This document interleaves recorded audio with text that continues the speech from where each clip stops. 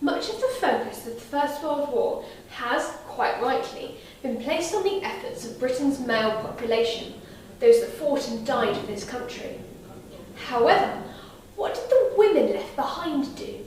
This is a question that has often been forgotten in the exploring and discovering of the history of the war.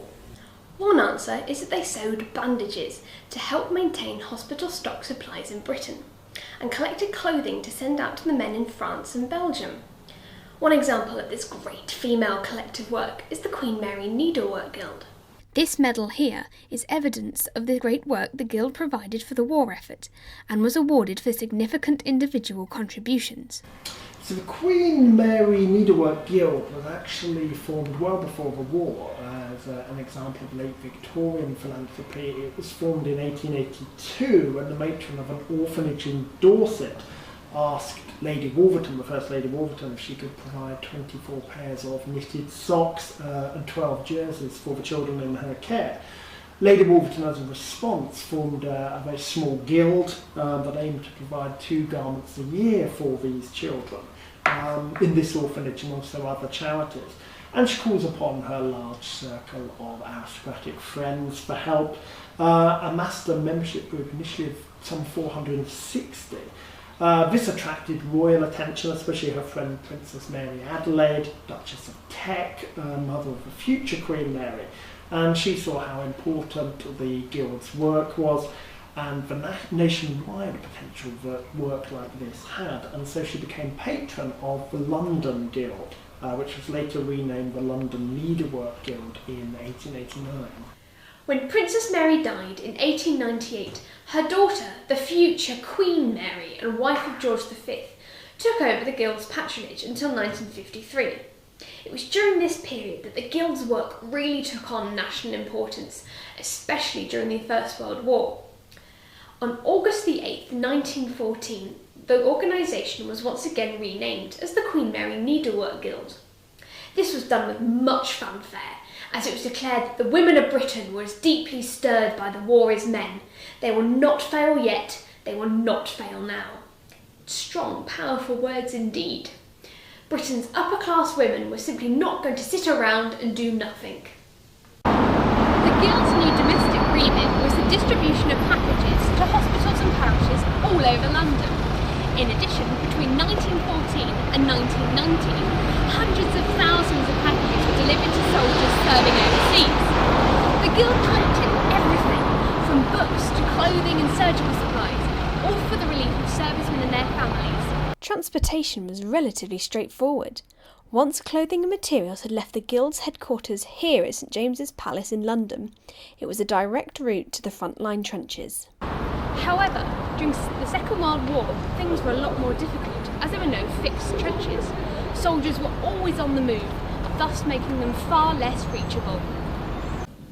The blue service ribbon is regal and rather long, allowing the wearer to demonstrate their work publicly and with pride. The little bit on the end is testament to this intention. The MR stands for Mary Regina, or Queen Mary, which makes clear the royal endorsement of the medal. The same can be said for the double red and white rose. This is the Tudor or Union Rose, the traditional heraldic emblem for England. So, this medal is a public statement of patriotism and evidence of national good work for the war effort. However, some of the early knitted personal contributions were not always appreciated, despite obvious enthusiastic intentions. Vera Brittain, the famous wartime writer, feminist and pacifist, recalled some of her early knitting efforts while studying at Oxford University. Today I started the only work it seems as yet possible for women to do, the making of garments for soldiers. I started knitting sleeping helmets. As I had forgotten how to knit and was never very brilliant when I knew, I seemed to be the object of amusement. But even when one is not skillful, it is better to proceed slowly than do nothing to help. An article in the Daily Call newspaper dating from November 1914 commented that many of these knitted items received by soldiers were badly made. In some cases, their original intended use was a complete mystery. Nevertheless, the meaning behind these knitted gifts cannot be underestimated. Making clothing and useful items was a way for women to really feel like they were making an emotional connection with their loved ones fighting on the front. This activity had strong patriotic overtones, as the Queen Mary Needlework Guild medal shows. Sewing and knitting were traditional feminine activities, and any woman who was seen to neglect this duty was faced with public humiliation. To be seen to be doing your bit was of the utmost national importance. Despite the stereotype about Victorian women being angels in the house, actually most Victorian women, certainly of the working classes and increasingly of the middle classes, would have worked at some points in their lives. Working class women were expected to work certainly before marriage, and usually would, in many cases, would take on work after marriage and childbirth as well, alongside those child-rearing duties. Working class women, in terms of work, the most popular form, if you like, of working class employment is still domestic service, right up to the eve of World War One. But working class women, according to where they lived in the country, would have other forms of employment, especially in industrial northern cotton towns. Working class women would be expected in many towns to work within the factories. And so the idea of work was certainly not unfamiliar for working class women. Female munitions workers had perhaps the most dangerous jobs. They had to work in awful conditions, which hadn't really changed since the Victorian period.